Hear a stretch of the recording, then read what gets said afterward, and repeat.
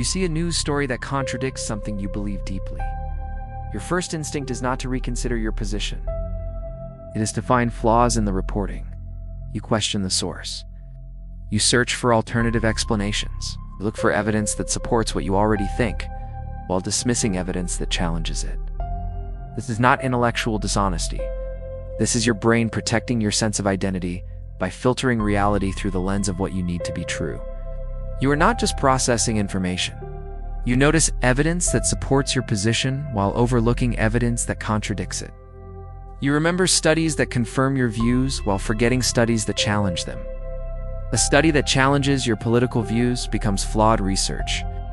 A news story that contradicts your assumptions becomes biased reporting. Do you engage with their strongest arguments, or do you focus on their weakest points? Observe which headlines make you feel vindicated, and which make you feel defensive. Pay attention to how you respond to information that makes your side look good versus information that makes your side look bad. Your brain is constantly curating your information diet to maintain the coherence of your beliefs. Do you try to understand their perspective, or do you look for ways to dismiss their credibility? It is a feature of human psychology that served our ancestors well, but now you understand what your brain is preparing to do with that information.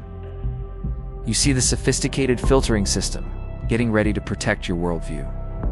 You recognize the impulse to find flaws in threatening evidence while accepting supporting evidence uncritically. The question is not whether you will feel the urge to defend your beliefs. The question is whether you will be curious enough about truth to occasionally let your beliefs be vulnerable to reality. It means becoming more curious about the process by which you form and maintain your beliefs. It means recognizing that your strongest convictions might be the ones most worth examining.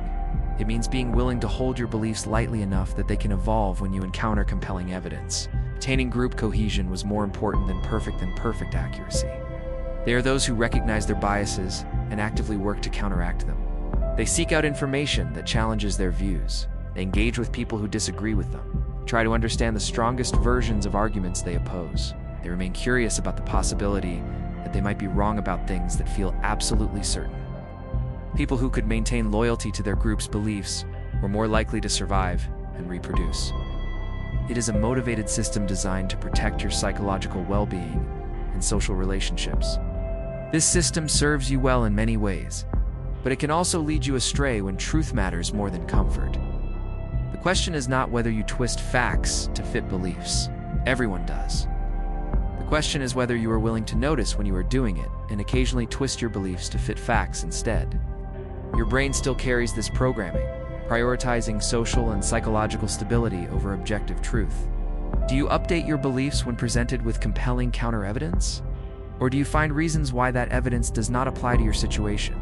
It's an expert who disagrees with you becomes unreliable or compromised. Your brain transforms potential threats to your beliefs into confirmation of those same beliefs. You interpret ambiguous information in ways that support what you already believe. This is not a conscious choice. It happens automatically, below the level of awareness. You are defending your worldview against anything that might threaten its stability.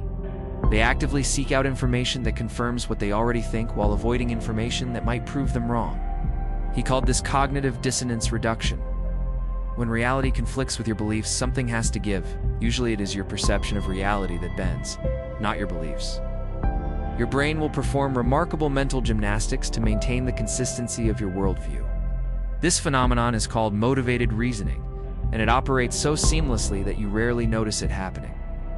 Your brain does not approach new information objectively. It approaches it with a predetermined outcome in mind. Think about the last time you researched a topic you felt strongly about. Did you seek out diverse perspectives, or did you gravitate toward sources that confirmed what you already believed? When you found information that contradicted your views, did you examine it as carefully as information that supported your views? Notice how differently you treat evidence based on whether it aligns with your pre-existing conclusions.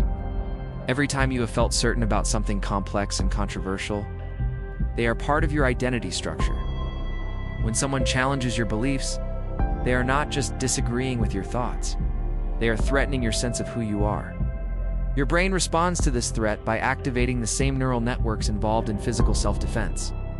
Blood flow increases to areas associated with personal identity, and decreases to areas responsible for analytical thinking.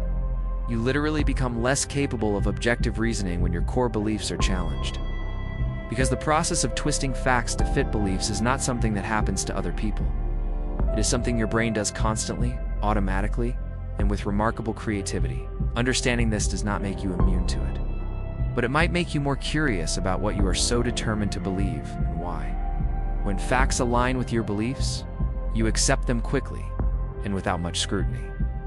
When facts contradict your beliefs, you become a rigorous fact checker, searching for any reason to reject them. You think you are being rational, but you are actually being selective about when to apply rational thinking. What you are about to discover will change how you see every opinion you hold, every argument you have ever won. Inside your brain, beliefs are not just opinions. This creates what psychologists call confirmation bias. Your brain becomes a lawyer for your existing beliefs rather than a scientist seeking truth. Leon Festinger discovered that people do not just passively filter information to support their beliefs.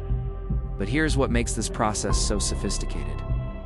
Your brain does not just ignore contradictory evidence. It reinterprets that evidence to support your existing beliefs. This is happening to you right now in ways you might not recognize. Consider how you respond to people who disagree with you on important topics. Watch how you process news and social media. Notice which stories you share and which you scroll past. But here's the reframe that changes everything. The tendency to twist facts to fit beliefs is not a character flaw. Understanding this does not mean becoming paralyzed by doubt about everything you believe. The most intellectually honest people are not those who have no biases. True wisdom comes from understanding that your brain is not a neutral processing system.